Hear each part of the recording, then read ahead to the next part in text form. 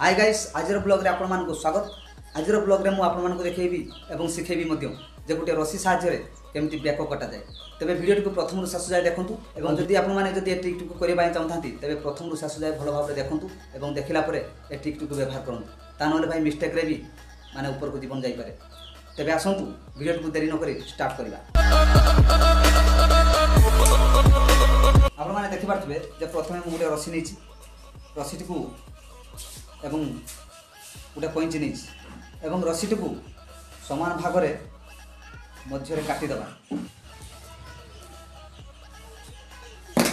देखा रस्सी बर्तमान दुई भाग हो गला एवं रस्सी दुई भाग होला परे रस्सी को ठीक समान भाग में विभक्त करदेवा एवं समान भाग में विभक्त कलापर मध्य भाग में कौन सी आखि को देखा न जाता कला सूता एवं जदि आपड़ी बाल बाल जदि बांधि पारे ताले आहरी बहुत भल कथा।